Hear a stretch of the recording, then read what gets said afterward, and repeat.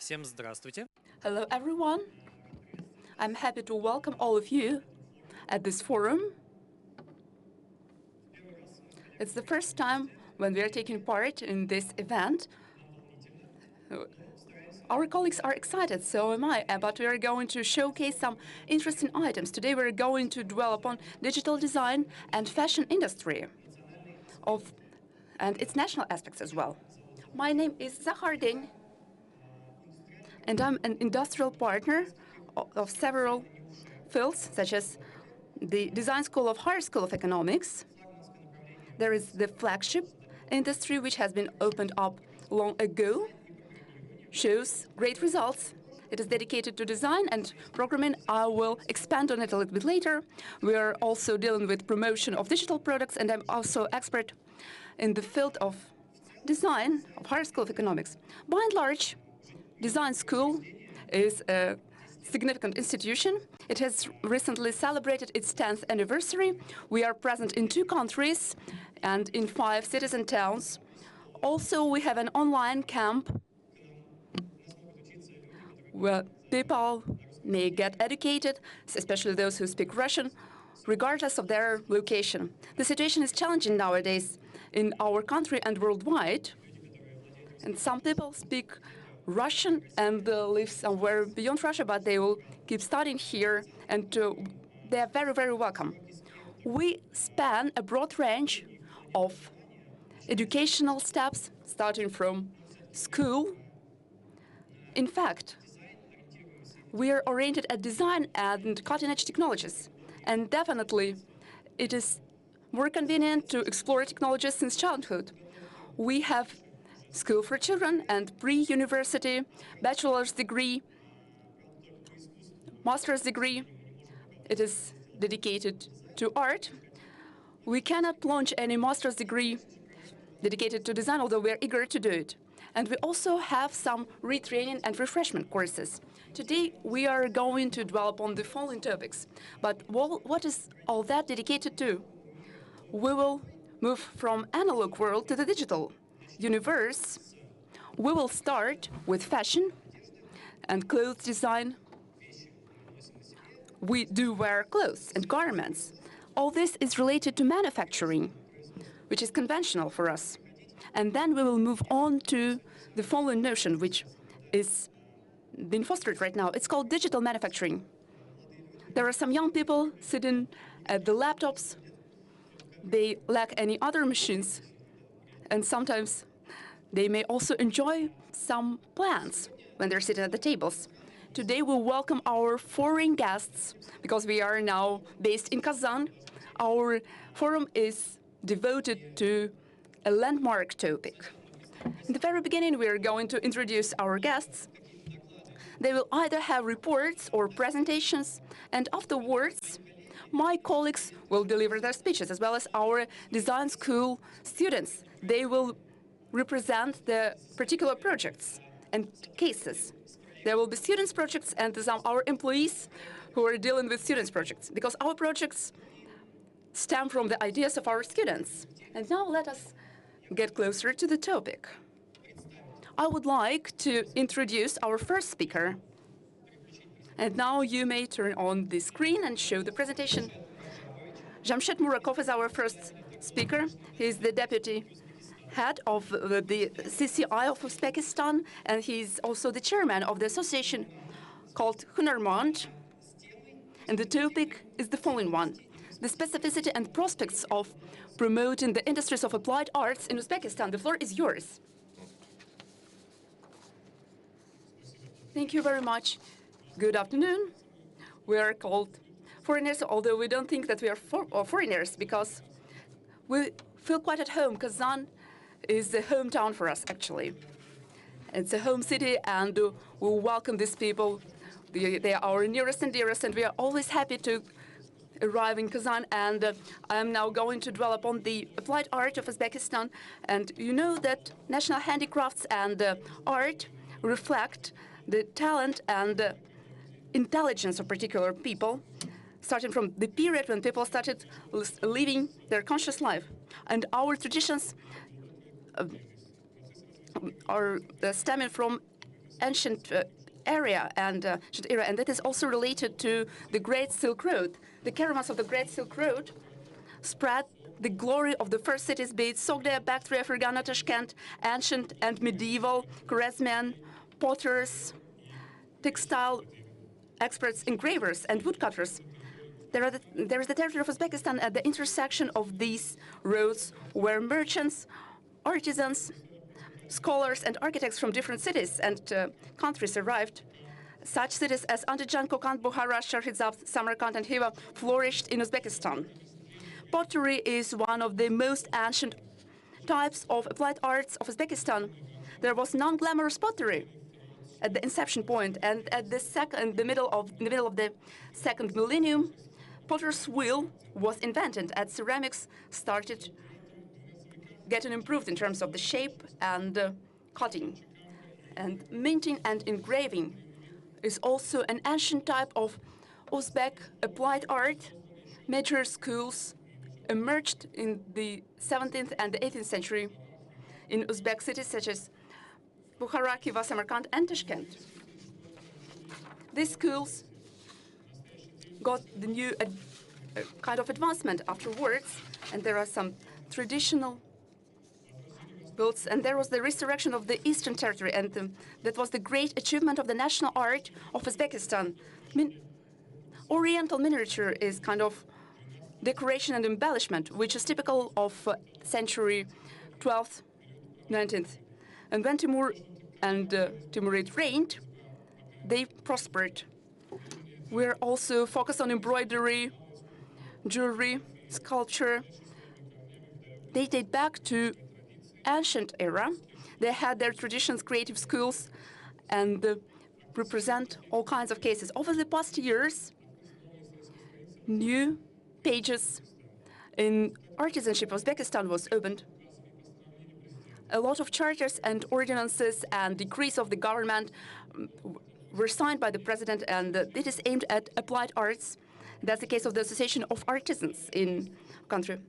At the very beginning, there were 10,000 artisans, and now we have 26,000 artisans and approximately 65,000 scholars. And at present, this artisanship is kind of food for and meal ticket for our citizens.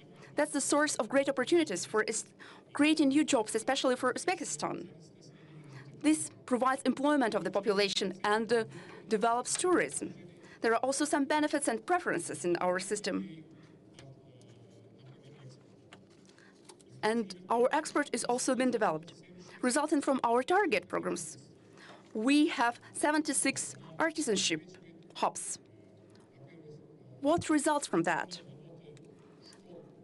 Our school's operation called Apprenticeship Master is underway, and this gives an extra impetus to promoting this industry.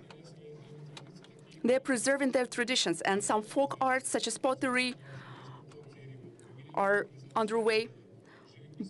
We focus on jewelry, painting, miniature, to name a few.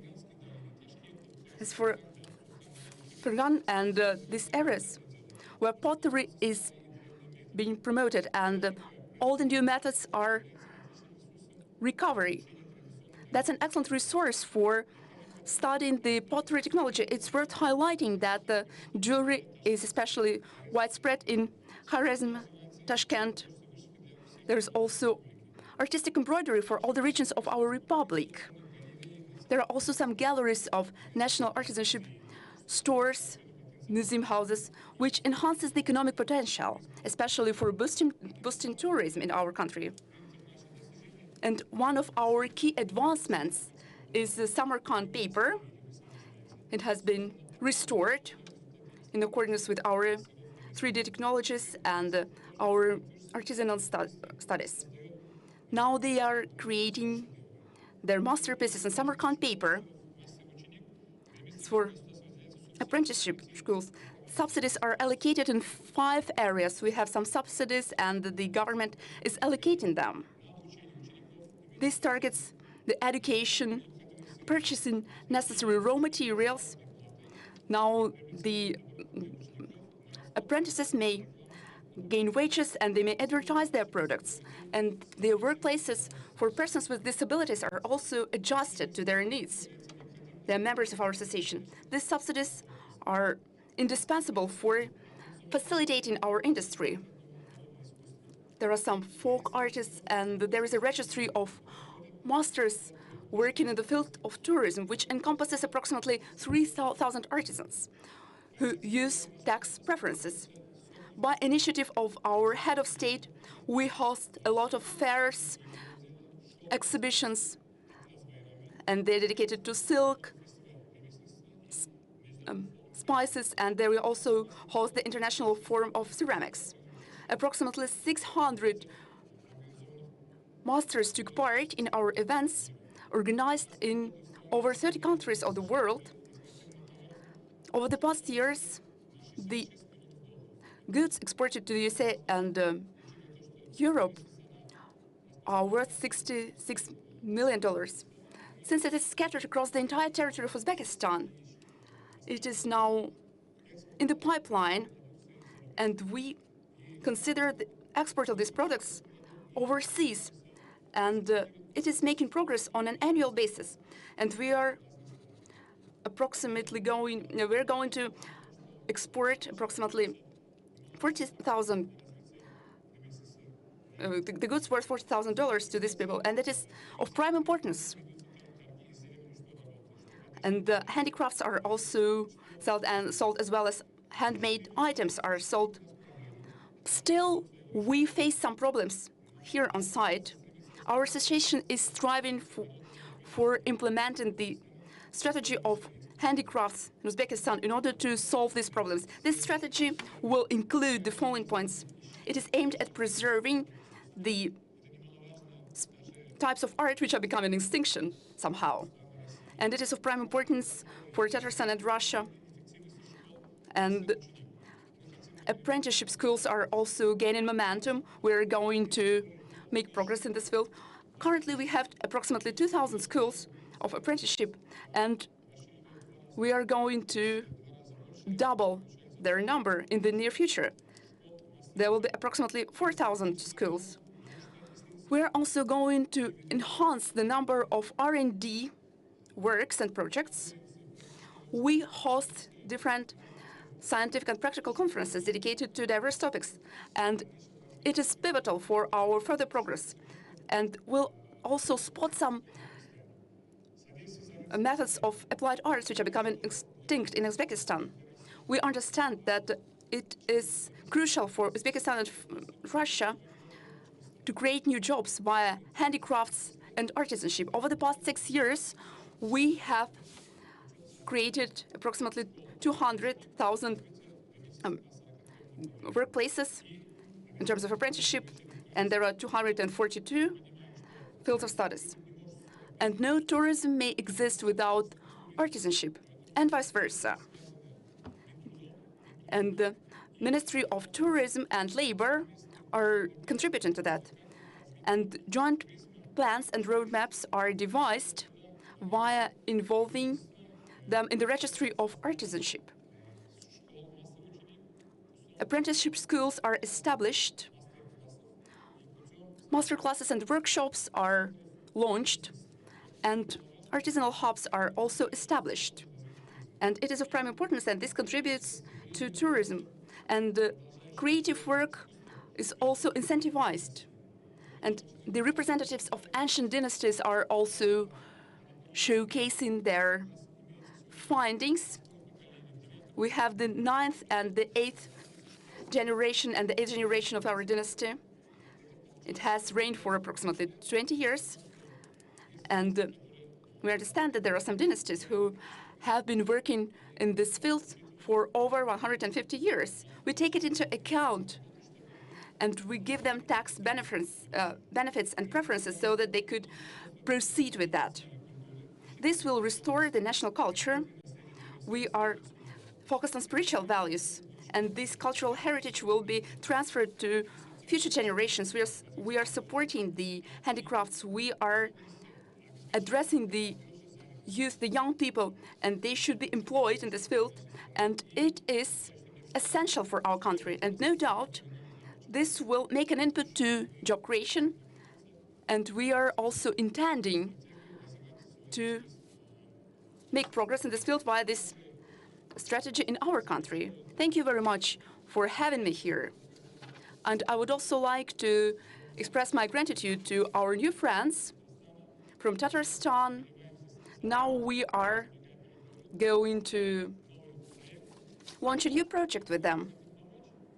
It's kind of a proactive approach. We are going to help you and to share our experience. There is Tatarstan Russian experience. We are going to borrow it somehow. Thirdly, we are willing to be your exhibitors in the long run in Kazan. This will be held on a permanent basis. Our products will be exhibited. We are creating mass apprenticeship schools. And I reckon that the art of Tatarstan and Uzbekistan may be combined. And this will give rise to something new, given the activities of the Great Silk Road and the ancient progress. And new kinds of art will appear, and we will leave it to our further generation. Thank you very much.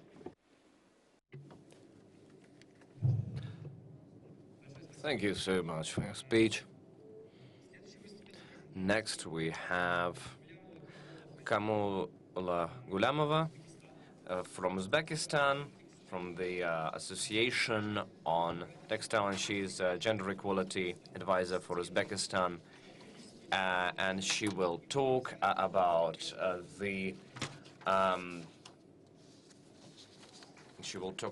the cooperation between designers in Russia and Uzbekistan in fashion. Thank you so much for giving me the floor. Good day to all of you. As a representative of textile and fashion industries, I wanted to start my today's speech with some words on the textile industry. Today, the textile in Uzbekistan has a wide range of goods, and what we see is that the enterprises of our country keep on conquering foreign markets. All the achievements of our country for these last years show that we have all the possibilities for growth of exports and to integrate the textile industry of Uzbekistan into international trade community. Of course, the rapid boom of textiles has influenced the fashion industry in Uzbekistan, making Uzbekistan one of the world's cultural center, or rather even enforcing this and making it even clearer than it was earlier. The environmental fashion is also environmentally friendly fashion is something that we value a lot. So Uzbekistan is really ready to change priorities, and we see that the customer opts for stylish and laconic wardrobe pieces and clothing that don't lose their relevance over time for seasons on end. And Made in Uzbekistan is the name of our booth that I encourage you to visit during this forum. Now, let's focus on the fashion industries, which obviously is a part of the larger sector of creative industries, and it shows growth in that goes even faster than that of the global economy in general. Of course, fashion is highly influenced by higher competitiveness of the textiles in Uzbekistan, and we compete not only with Russia but with the rest of the world as well. The Uzbekistani fashion has a lot of land to conquer, and it is helped by the fact that there is a lot of modern textile machinery, and the designers that we have see as their goal to create clothing that combines modernity and ethnical and national traditions. The international designers have long known that the rich cultural heritage of Uzbekistan opens a lot of opportunities, a lot of new doors for the modern fashion.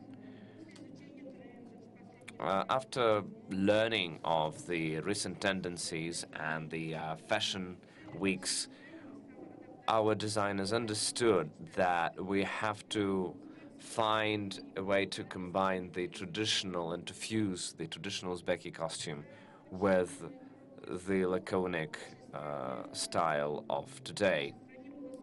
For a very short time, we managed to create a unique design trend that combines those two things that I've mentioned. You can see from what I will show you on the screen how it looks. So this is the product range that we have. This is what our designers do to combine modernity and tradition. Ежегодно, вот здесь вы видите. What you see here, Zukhrayinat's designs. This is mass-produced clothing that gets exported globally.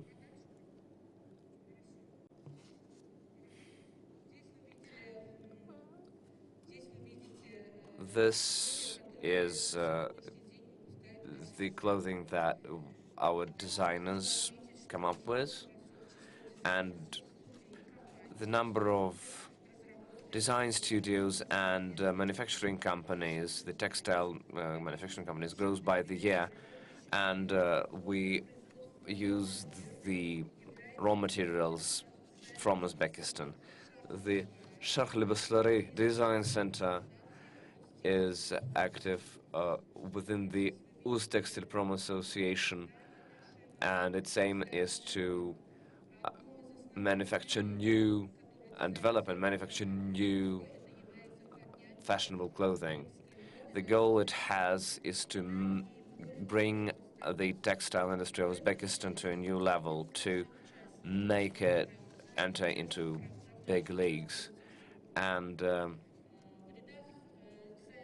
among the members of the team of Sharq Libaslari are the designers who work in all of the sectors of our industry and the design center itself. What you see there is that people working in this center, they also get not only training but SMM support and advertisement support, and they are being promoted actively thanks to their participation in the center. In terms of cooperation with Russia, we see a very long tradition that has been existing for a number of years, and it is based on mutual understanding and respect. Here on the screen you can see the people who have participated for years in the competition called Russian Fashion. It happened on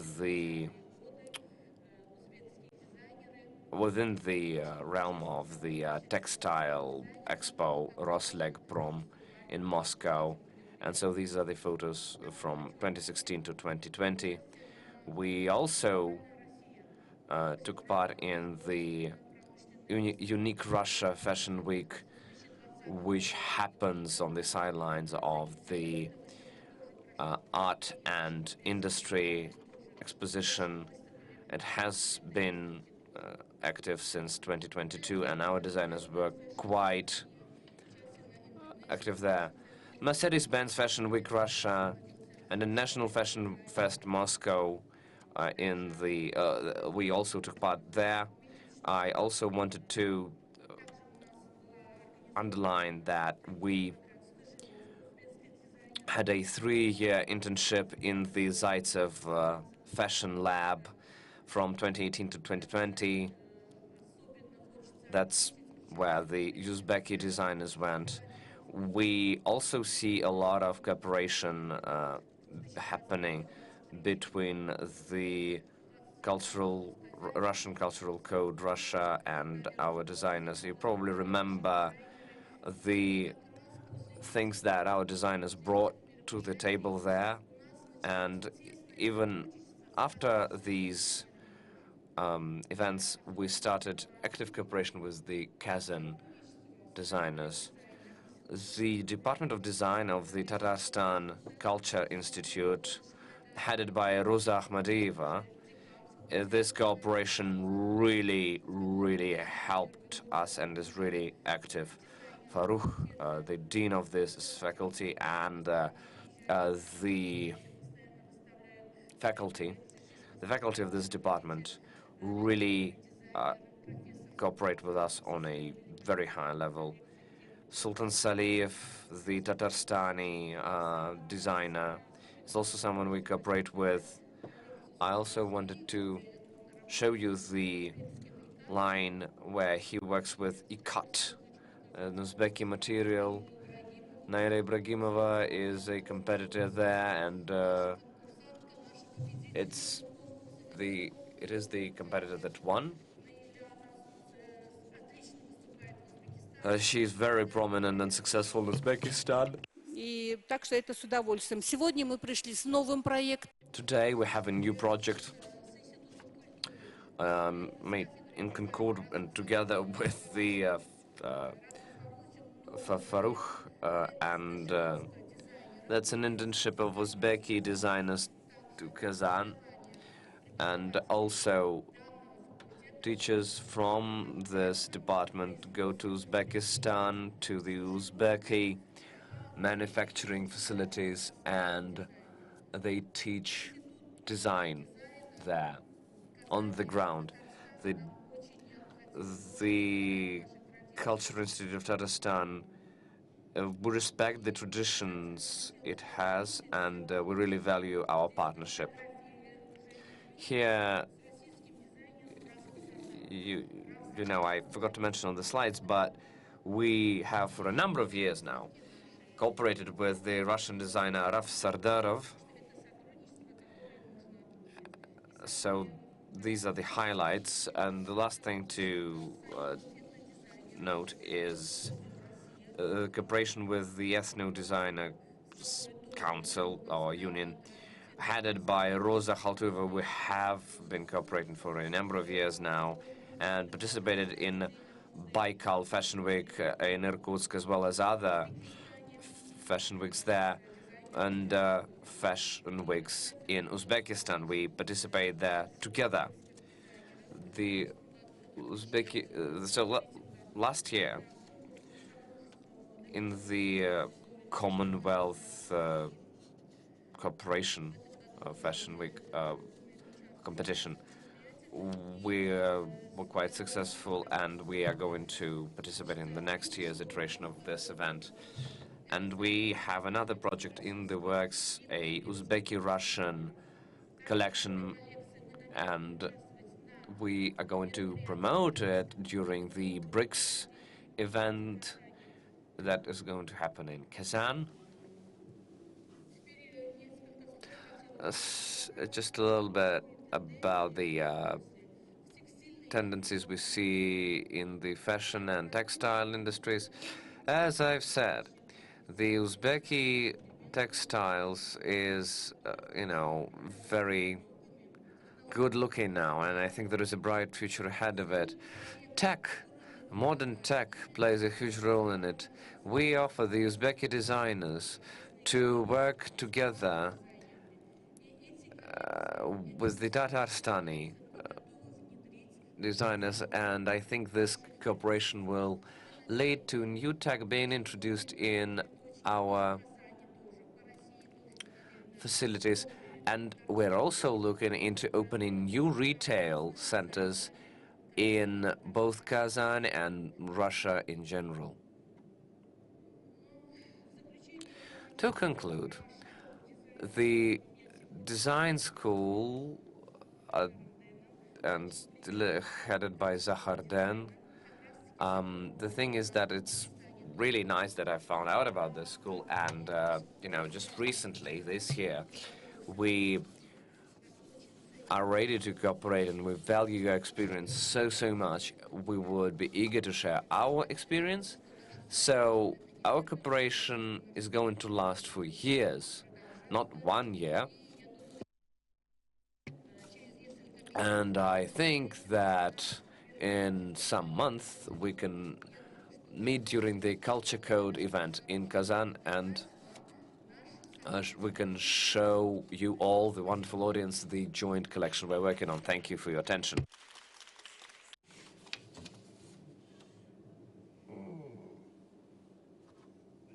Thank you very much. Yes, invariably, it will be enthralling for us to cooperate, but we are now representing the digital unit of our school, but we also have a huge fashion unit and art unit. It will be a rewarding experience for all of us.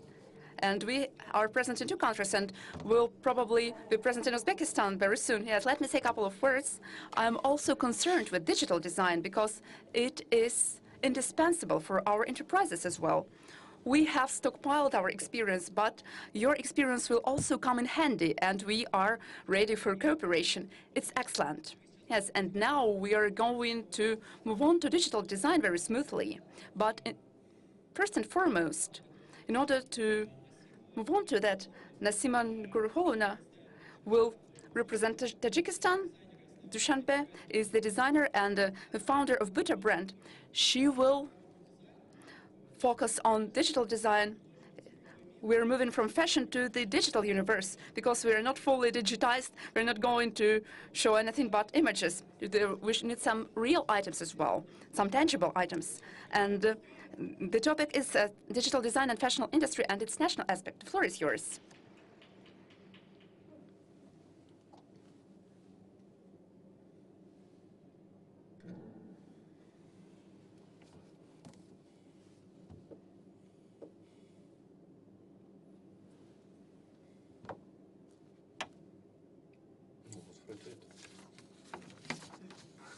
Digital design is transforming the fashion industry.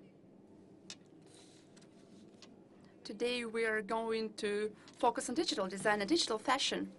It is still an emerging direction, but it is customized to Tajikistan and Central Asia. It's something innovative, but we are going to familiarize ourselves with it.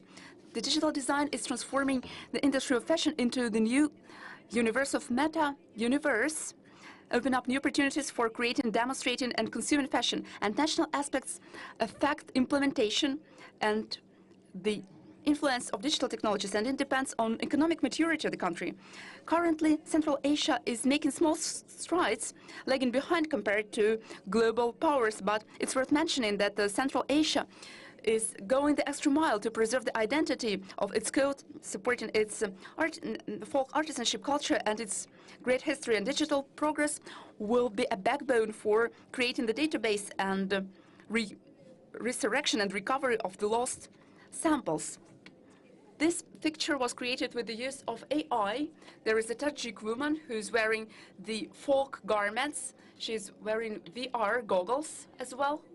Maybe her clothes is not that traditional, but AI has contributed to that. We should keep working in this field, and it has to get acquainted with our arts and our national culture. What is digital design and graphic design about?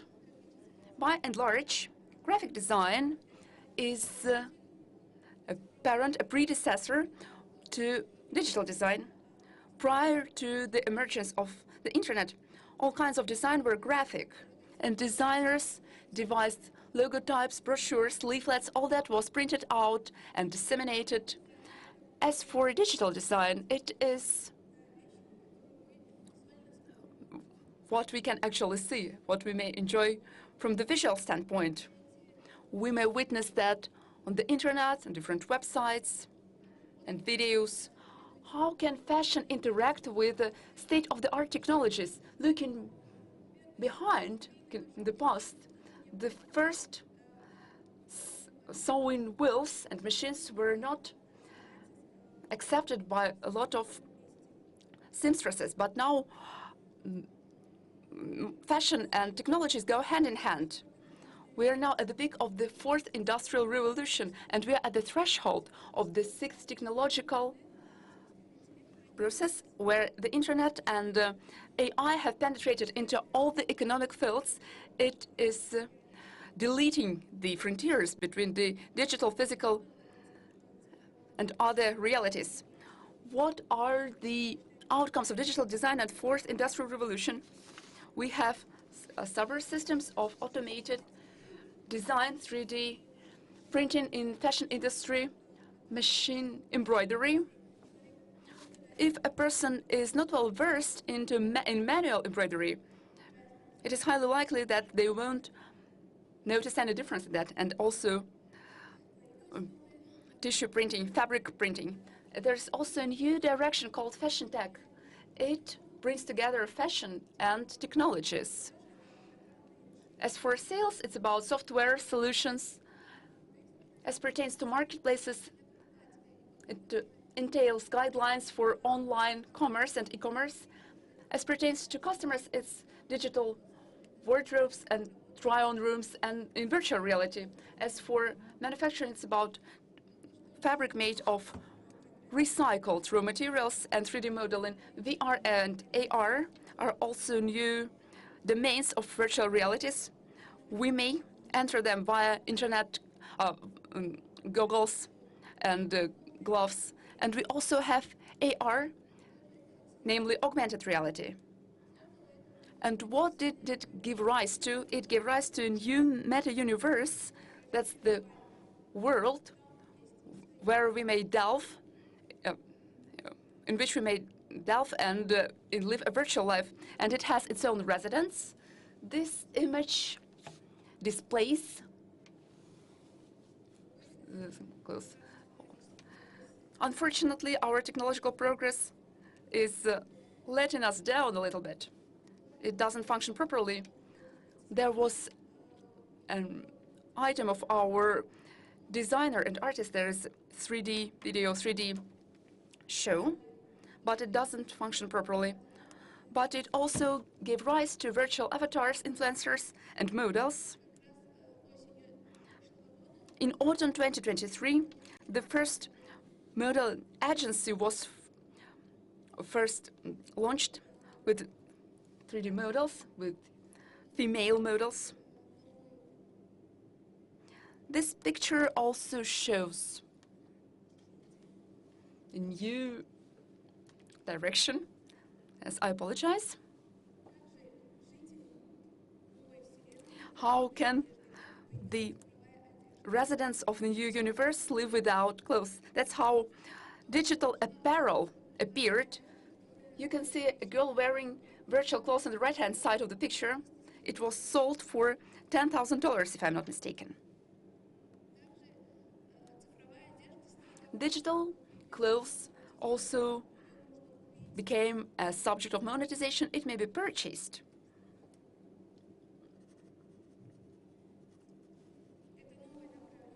It's a new field of design called techwear. It harnesses the materials with nanotechnologies.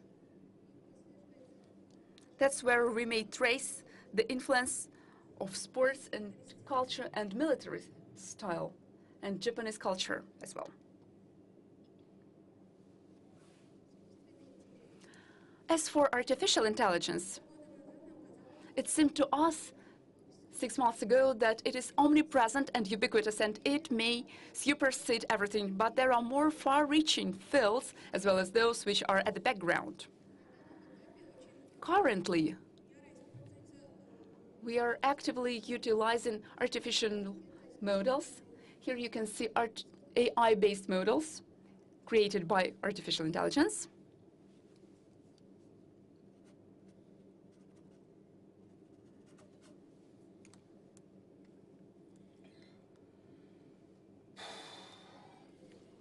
As for phygital, what does phygital mean?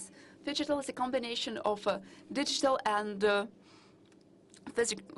physical worlds. As for the fashion industry, it mixes real shows with a virtual transformation of meta-universe. Moreover, digital design is eco-friendly and it advocates for conscious consumption. To conclude, I would like to emphasize that Madame Schiaparelli told us that fashion is born from small facts. And it's born by small facts, trends, or even politics, never by trying to make little pleats and fur ballows, by trinkets, by clothes, easy to copy, or by shortening or lengthening of a skirt. And the digital design is a part of a progress, regardless of our participation. And that's the issue of our choice, whether the designers are at the forefront of this progress or they may wait for the point until it's necessary to purchase the last tickets. We should be forward-looking. Thank you for your kind attention. Hopefully the topic was crystal clear and explicit for me. You may get acquainted with my works.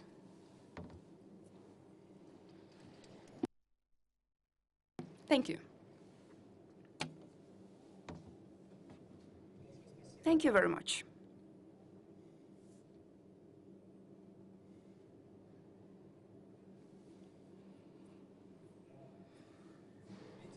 You see, we are now moving on to technologies. But now, let us proceed with what we may observe on the screens, primarily. Not only do we observe that, but we may also touch and palpate that. Our devices are touchable right now, and sometimes we may touch them. But on the other hand, we also covered augmented reality. In the beginning of this year, there was a great helmet introduced by our favorite company with apples. Hopefully, this industry will gain momentum in the next 5 years, and we will consume more content in augmented reality. In fact, who wears helmets in virtual reality at home? Almost no one wears it. Take a look at it. You may just look at each other and be surprised, understand that you lack these helmets in virtual reality. Augmented reality is perceived much better, and hopefully we will create more design items in it in the foreseeable future. But now let us veer off this direction. Our colleagues and our students are representatives of our university, and I would like to begin with the following topic. How is modern design education orchestrated, and what are its fruits? I would like to draw your attention to some aspects, and now we're going to showcase some interesting cases. There are 3 key tenets I would like to start with. I'll try to develop on them for you. There are key metrics which underpins our approach to work. It's about topicality, relevance, efficiency, and employment of our students. What does relevance and topicality mean in terms of technologies? It means that our students, our bachelor students, master cutting-edge technologies. Some of them are under 18, some of them or they are 18 or 19, but still they dig deep into neural networks. They understand how they may deal with artificial intelligence in order to create textual or visual content. We did not resist this technology. We started deploying it in the very beginning. It will be weird otherwise if we are oriented at the fact that we have a high-tech sphere called design. There is no point in banning the technologies which are proactive and leading us to future results. I don't only mean first-grade students, but also some other students, but I would like to draw attention to the fact that the freshmen keep learning that our children are born with devices and it's hard to take them away from them. And let them use neural networks as fast as they can. This will help us to promptly enter this industry. It will be kind of an applied device or applied technology which will be utilized in all the domains. Furthermore, another important part of education is university. Why is high school superior to its lack. We believe that humans are transformed into real humans in university. They delve into a lot of domains, and this helps them navigate in all the fields. They are becoming aware of the culture, of the society, and the world on the whole, let alone the science and the particular disciplines and applied fields. We are not with blinders. We don't have any blinders. We are focused on cross-expertise. If you are not familiar with this term, you may understand it a little bit differently. It's kind of cross-functionality expertise.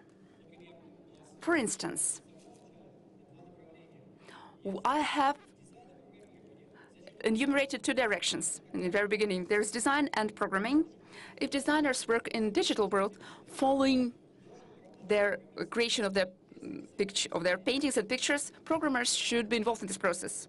Unless a designer is technologically savvy compared to programmers, the efficacy of communication of designers will be low compared to programmers, because and the business will increase costs because man hours will also be paid for. It's about coding, it's about supplying this data to displays. There are various displays. All these displays vary, and they are to be delivered to all the displays. It's user experience, namely UX. Any person using any device should utilize all the products, just like any other person using other devices. These technologies and devices are helpful, and this will help us to bridge the gap between the designers and engineers. And another thing that we have to consider is promoting and designing a digital product. If a designer understands market well, and digital marketing, if you understand digital marketing well, and he can immediately understanding what his target audience is and what kind of language, quote unquote, he should use, develop a digital product that will be to their liking. And of course, targeted marketing are the things that can help him in this regard. So this is why knowing things in a number of domains will increase their competitiveness. It's either designer learning more about IT, or it's an IT guy learning more about design. And anyway, what we have is a win-win situation. If you design an app, you want to have users there. And if a designer doesn't understand that, then the target guy will have to deal with this mess. And, you know, target guy knows what you need. So the thing is that you will probably have to pay more for this kind of specialists, but you will get a better result in the end. We also have a creative industries management bachelor's degree, but, you know, I didn't really want to dwell into that. So the thing is that we give the kind of info that you need to succeed in the market. What I mean by that is that we learn in projects and in workshops and lectures that then become, you know, the work that people do, the students do. So you don't really have these old-fashioned lectures where you just hear people say something and spend a lot of time doing nothing. I mean, I gotta be honest with you. I mean, of course, we do have social studies, the general studies kind of things. Of course, we have lectures there, more old-school kind of ones, but we also have, you know, more technical things that are always being followed by a project that the students do on their own. They have a number of different projects, and they have to report on that every 2 months. They have to You know, over 4 years, you can see that there is a lot of these projects, and they also have to defend their projects all the time. So they basically pitch them, and that gives them a good practice to pitch their projects. We grow skills that help in real life. I mean, with tech skills, I mean, it's kind of obvious. You need to know how to engineer a code. You need to know other kind of stuff that is applicable. But you also need to have some soft skills, like having to manage a long-term project. If you have an app, it remains an app, but it changes every now and then, every 3 weeks, every 3 months, whatever. So it evolves, but the product stays in its original essence the same. So yeah, there are people who manage this particular speech, for instance, but there are also those who have contributed to it for over a number of years, for instance. So you might update a thing right now, but they also will be working on an update that will come out in a year. And so, you know, having these different projects and being able to manage them is key in the current environment. We also give them, our students that is, yearly projects, and we teach them to delegate, so they have different stable teams that are stable for a year, and I'll also have, as I said, reporting on that every 2 months. And being able to present that is key, because, you know, the investors won't wait for you to tell them all about your product. They need the specifics explained in 5 minutes. Now, we practice that, and we strive to do even better. We also believe that we have the best presentations, visually speaking, not like the one that I have. Here you just have some bullet points, but, you know, you can just look the student's presentation up to see that I'm not really making stuff up here. So the students, you know, the way it used to be, and the adults, you know, the parents of our students, they ask us whether we have internships.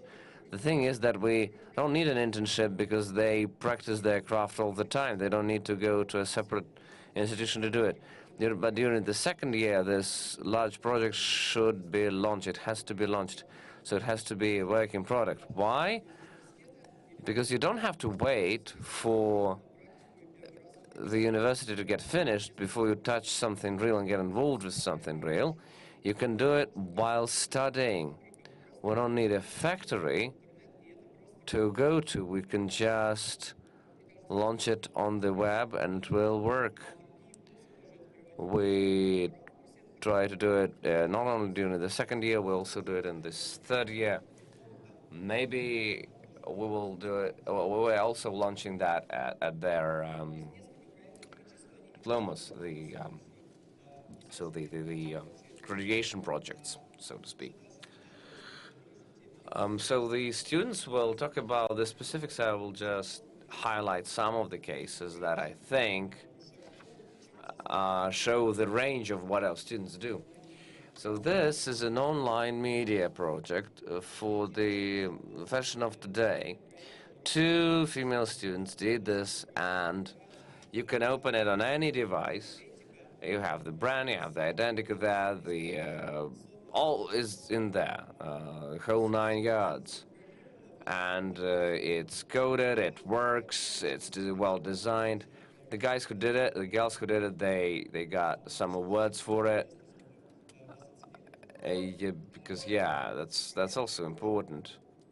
There is also an etiquette website. You maybe see it on the screen right now. So you see there are some funny, silly telegram stickers that will help get the message across, and it really helps to educate young men on the etiquette and young people in general. ConCon is a fairy tale project. It's dedicated to fairy tales coming from all sorts of regions in Russia, because we believe that preserving culture is key.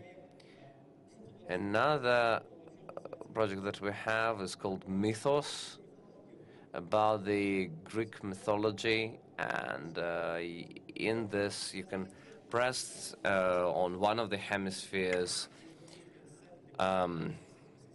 celestial bodies, and what you will see is an explanation of what is the story behind the name it got. Not the celestial bodies, but, you know, like the Big Bear and stuff like that. So ADC offer is also being developed by our students. It basically has to do with job hunting, and they have a Telegram channel online. We're going to launch a web service quite soon, and it's something that allows people to offer jobs and to get those offers as well. So it's both for employers and employees. You can upload CVs there. Imagine that. And they are popularizing it via their Telegram channel. Right, and if they already have someone who follows them, and obviously they can then be redirected towards the website. Sometimes we get lonely, don't we? I mean, maybe not all of you do, but, you know, a lot of young people do. Anyways, so they come up with projects that are relevant for them, for their lived experiences, and for the lived experiences of those of their age, of their generation. And the name SUP comes from the English word support, which help you get the support that you need from your friends and find you friends. Now, there are more geeky projects that we have. So, you know, it's made by the second-year students who already work in a major Russian bank called Alpha Bank. Now, it's called data visualization is what they are into. And they came up with a web service that visualizes data. Now, you know, there are all sorts of diagrams there, and it's all animated, and it has all sorts of articles. Now, you know, it's very patchy and colorful, youth-oriented, youth-targeted. So our students, you know, they show some wondrous results. They work in the top IT companies of Russia. Here you can see a list of some of the employers of our students for alumni, because, you know, we have a lot of students and they work in a number of companies. The list is way longer than the one that you see on the screen. Now, the first graduation happened in 2020. I can say that I worked on 5 generations of students I worked with, that is, and that of course brings us a lot of joy. On the other hand, you know, we don't want to stop at what we do, and we don't want to stop the development. There hasn't been a year when we didn't upload, or rather refresh the education tracks that we offer. We always try to find something new. So right here, right now with us, we have the third-year students with us today. And so I told them quite recently, you know, what we done is just so recent that it doesn't really even work properly. But this is how we have to do it. And people get good jobs, and I think this is a nice result, isn't it? Now, I wanted to give the floor to the students who will teach us our products. The first one is Lutek, which has to do with data collection, and it will be presented by Karina Ramazanova. I wanted to know that she works as a designer and analyst at Sber AI, Sberbank, Artificial Intelligence Unit, that is. Maria Vanurina and Nina Kosulnikova, also those who present it. Now, please, they have the floor.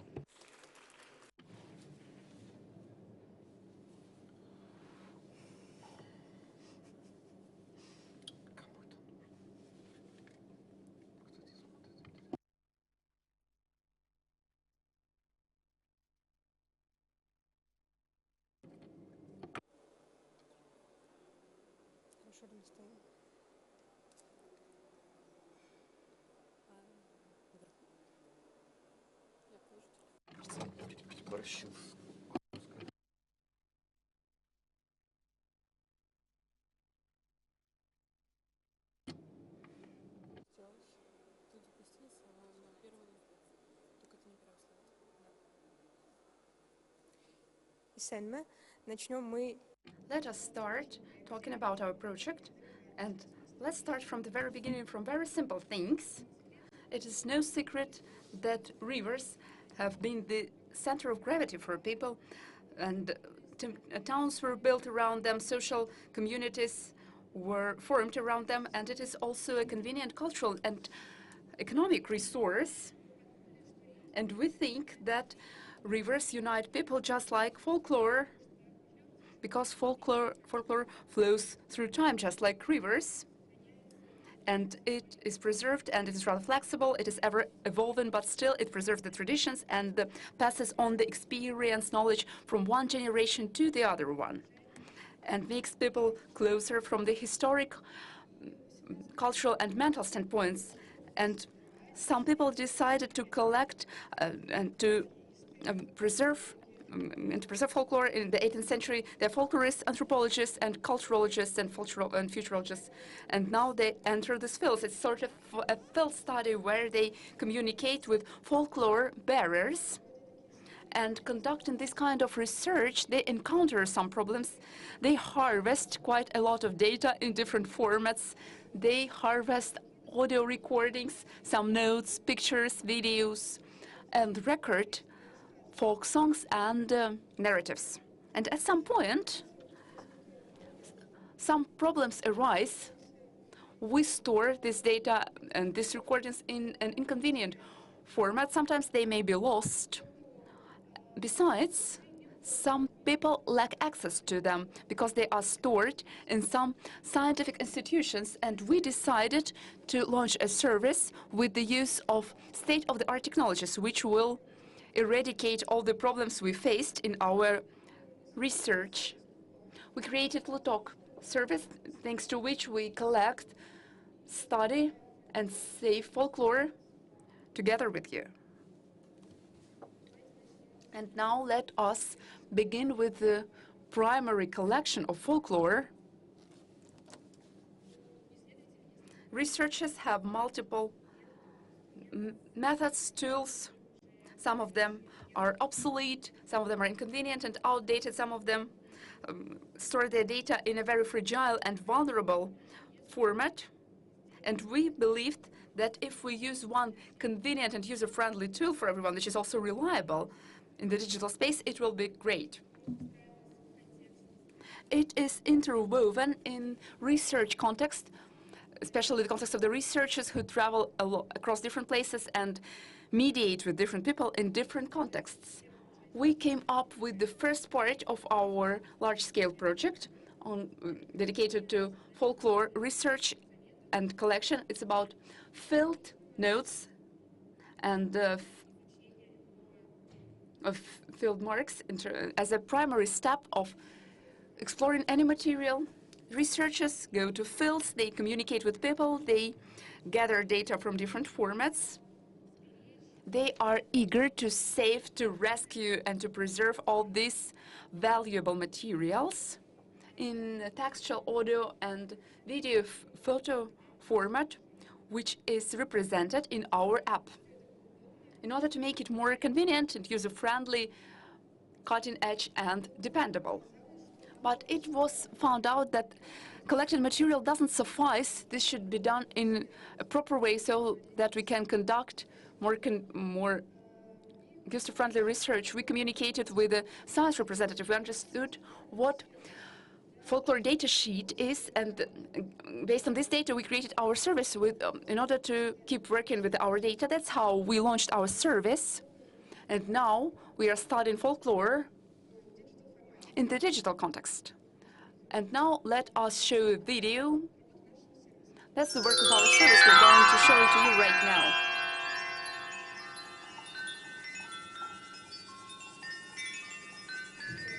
For instance, if I'm a researcher, I study a particular topic, I may go to a website, choose some tags, and in accordance with them, I'll find other researchers' materials, my counterparts' research materials, and I may apply them to my work.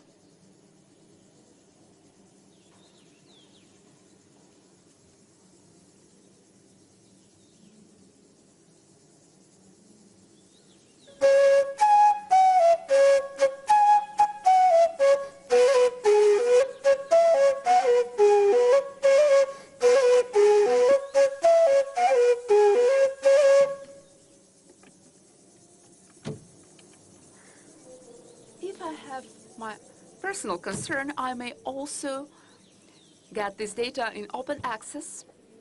That's the necessary information. I may find out more details about my family, my nearest and dearest, the representatives of my nation or other nations I'm interested in, and myself.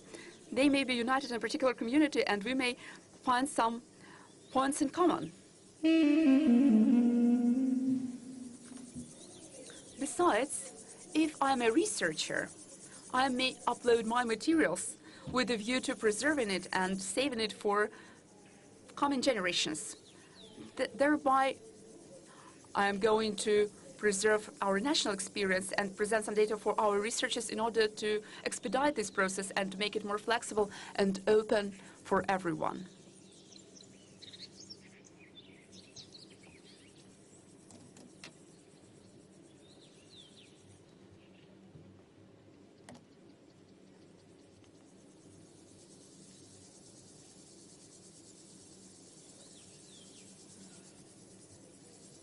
Moreover, we have integration of the materials from the app material to the service. This allows us to perform uploading and freely place our content. It should be convenient and integrated in our digital services. There are two digital services in which they are embedded.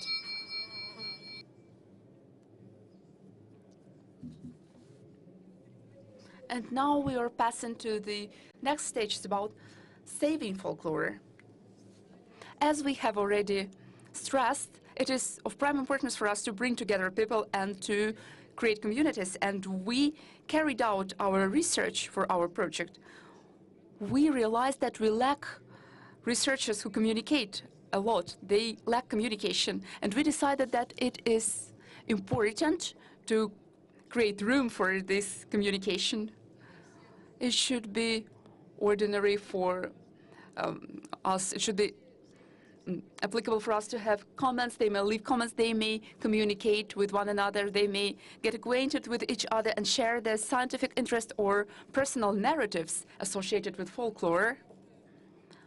Furthermore, we came up with a matching mechanism so that people can find some shared points in folklore. They may explore these points and share these samplings with one another. And another important part of our service is the following one. It is translated into some languages, and that is how we encompass more local cultures, and people may use the interface, which is translated into their mother tongue. All that is a unifying force for people, and we believe that it is fundamental. We unite people. We also have our signature style. It is amazing. It disseminates our concept of unifying, and it is projected onto physical information bearers, and all this is spread. And we believe that our service unites people just like a river used to unite people 1,000 years ago. Yes, thank you very much. You are very welcome. We are happy to discuss this point if it's interesting for you. And now, Rahmet, the floor is yours.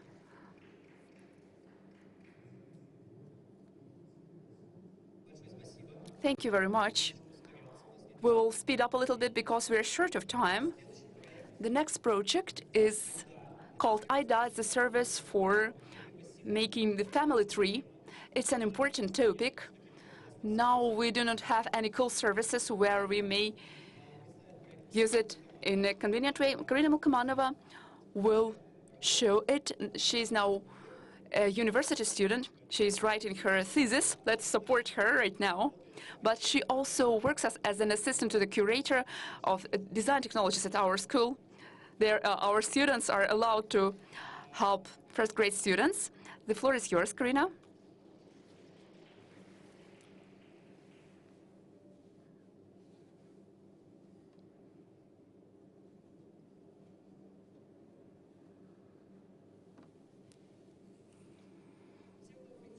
Good afternoon, everyone.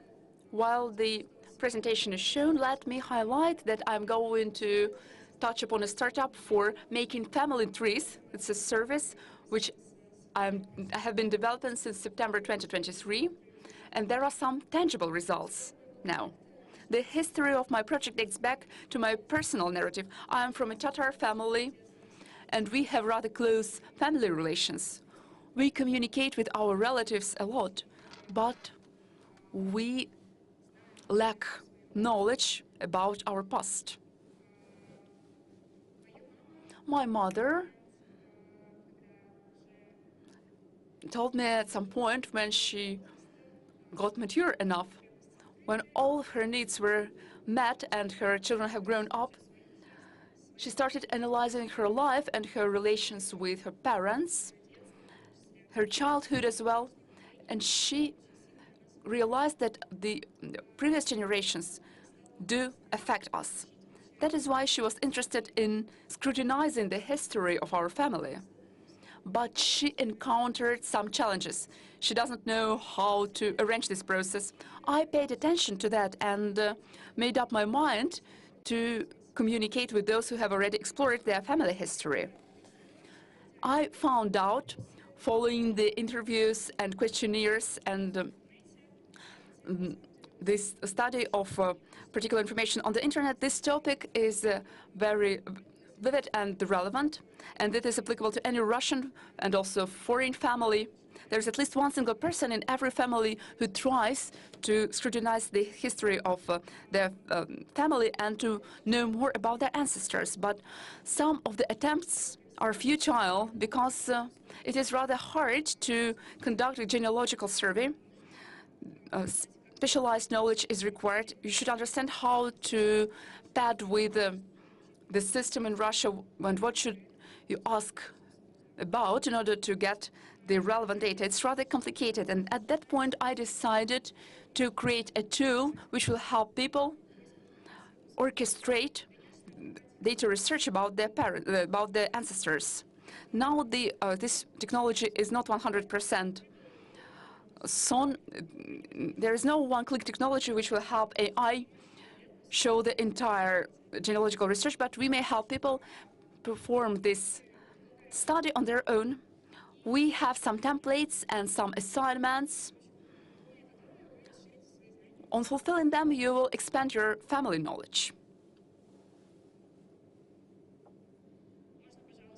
Could you please turn on the video recording?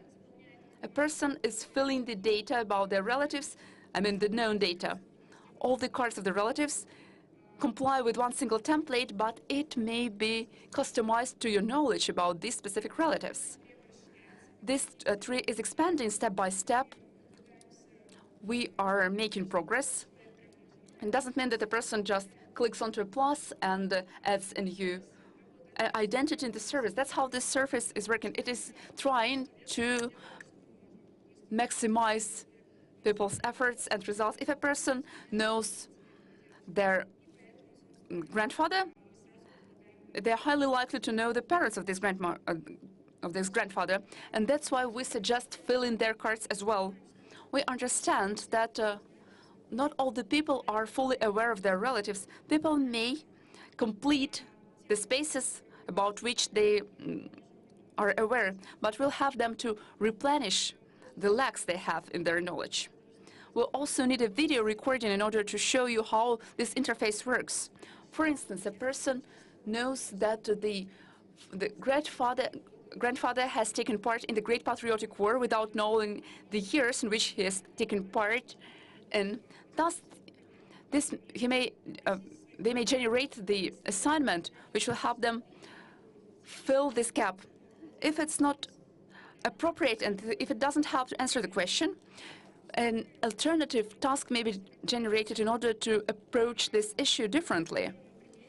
That's the example provided.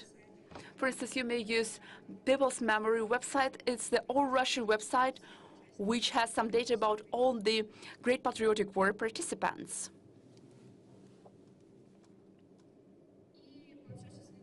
Having discussed that with different people, I got the point that we are fully aware of our families in the format of history, remembrance.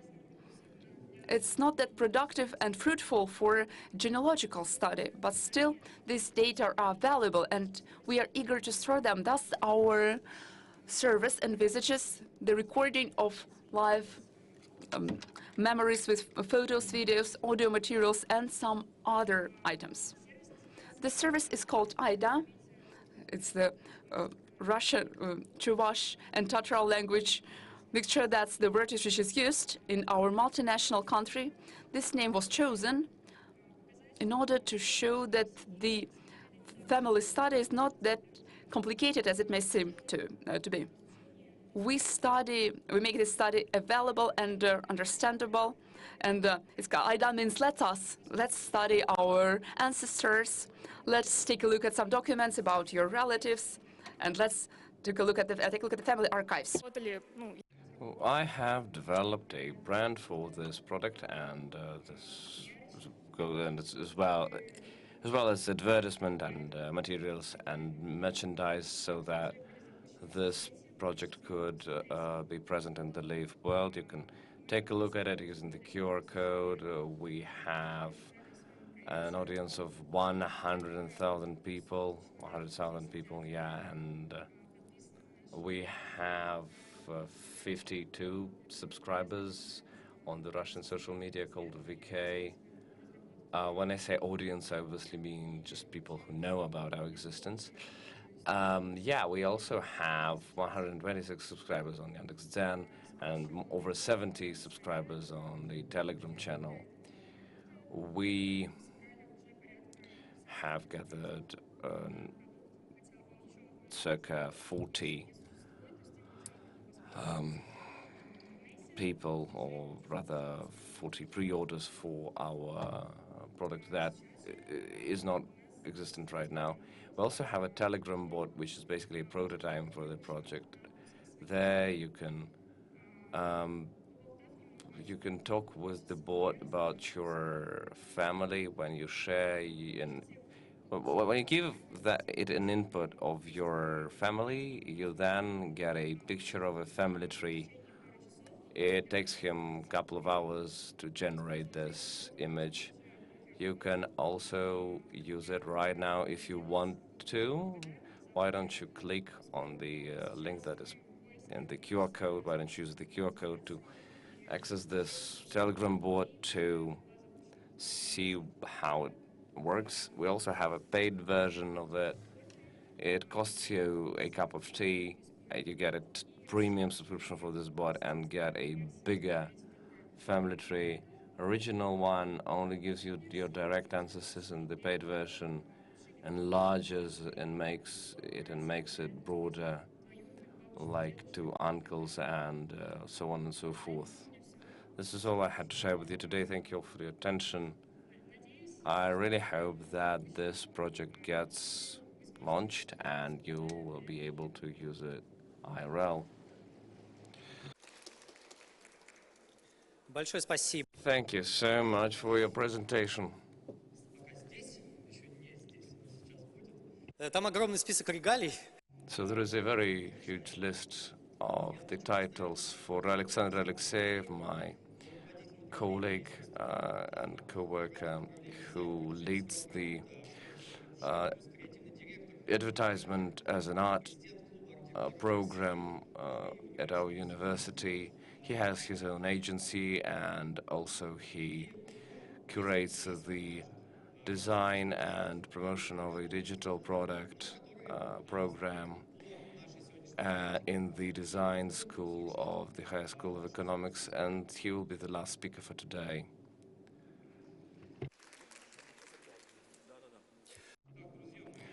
I will do my best to cut my presentation short, because I see that you're getting tired over here.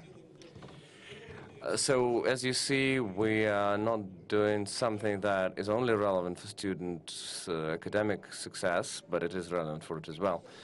But we also do things that get to be used. And basically, we have a lot of students with wonderful passions. You know, usually people want to face their identities. They want to deal with the issues arising from their identity and to answer the questions that come from it. So the thing is that we're sure that we need them to get to the topic that would be relevant for the target audience. So if you want to compete with someone about something, it means that you're passionate about it. And so what are these topics? The general one is looking for one's identity and understanding what makes you different.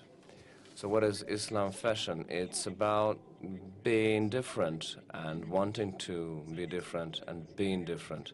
So fashion is a hot topic, really. Fashion is always a year ahead of us, but there are other things to talk about it. We talked about fashion, we'll keep on talking about it, but there are other things. Of course, there is also Islamic finance. Just a minute ago, I saw Islamic banking, and there are 3 sessions dedicated to it in the official business program. And of course, this is a peer-to-peer thing, so obviously you have a lot of sideline discussions happening as well. Language is also a hot topic. We use Russian with some English words and some special words, but you people, you talk Tatar, you talk Uzbeki, you talk Tajiki, and I don't know who's, well, basically, people also speak French in Senegal, and so there is a wide variety here.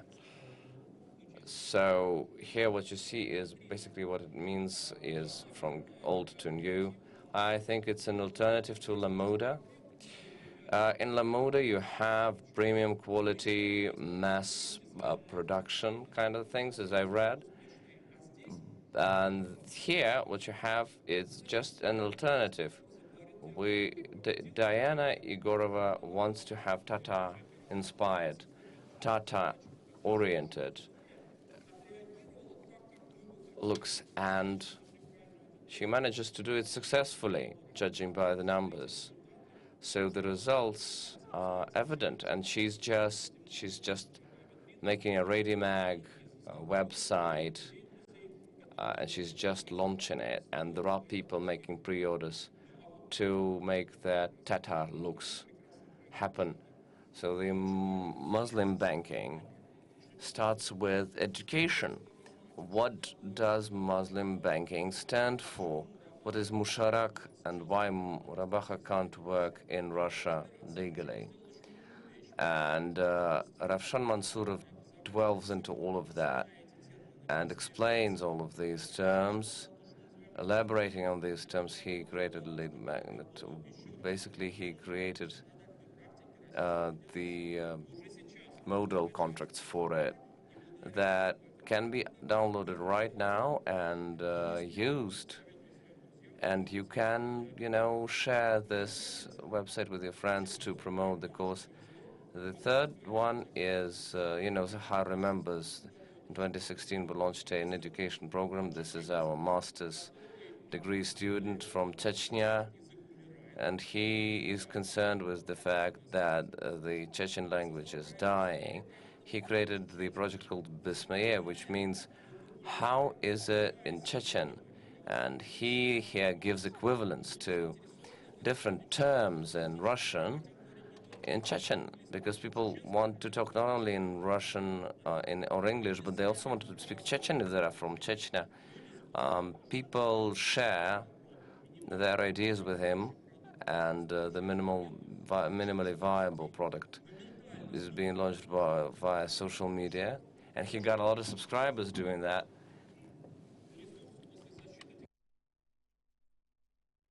After he defended his thesis, he found it in himself to make it into an app, and now it's it's top 15 in App Store, because really a lot of people liked it. And he managed to hit the jackpot here, and he really made it successful out of it. And so basically, the bottom line here is that it is the passion that is the most efficient way to succeed. And then you can scale it as well. This is it from me.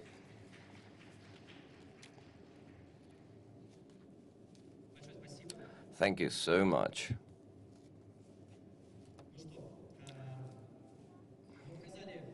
Okay, so we showed you all that we wanted to share with you here today. Of course, we have a number of other projects, and the student portfolios are filled with hundreds of thousands of projects. And our team is not that big. It's only 20 people. We have 4 sessions every year.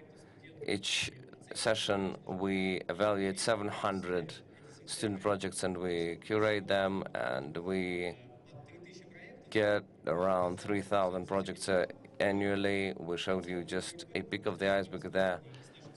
In the end, you will see a QR code where you can click it and basically see all of these projects. It is the only place where we can do it, and so all of these in the portfolio, and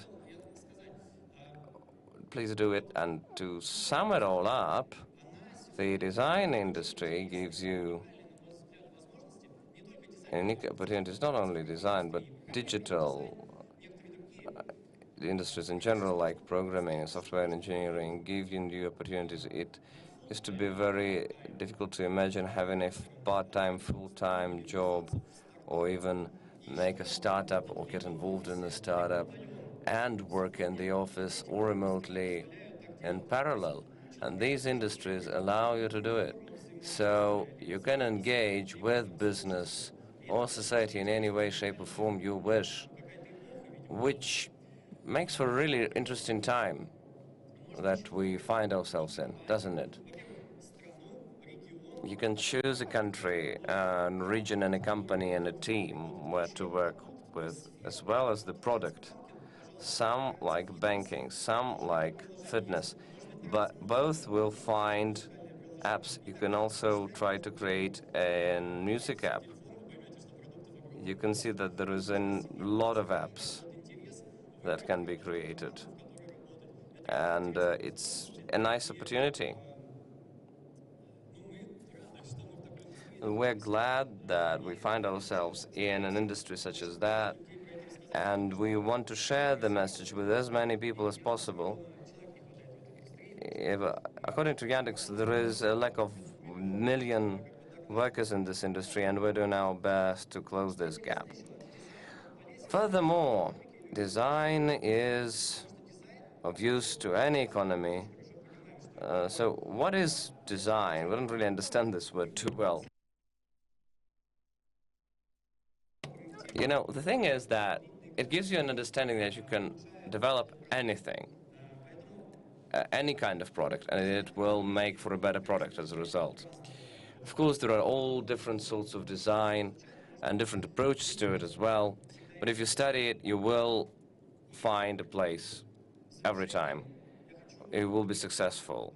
It will be needed. So thank you yet again for coming here and listening to us.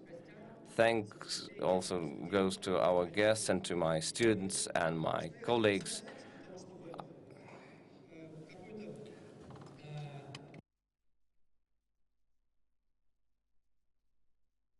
What I wanted to tell you is that I wish that And, of course, design can ameliorate the world. It can also bring harm to it, but we hopefully don't do it, and we do our best not to do it. So doing design, we can make this world more convenient. Let's do it together. Given all the opportunities we do, I think we will succeed. Thank you so much. Here is a QR card of the HAC school, design school. Have good time at the forum. Большое спасибо всем. Фото? Виктория, а может фото со спикером?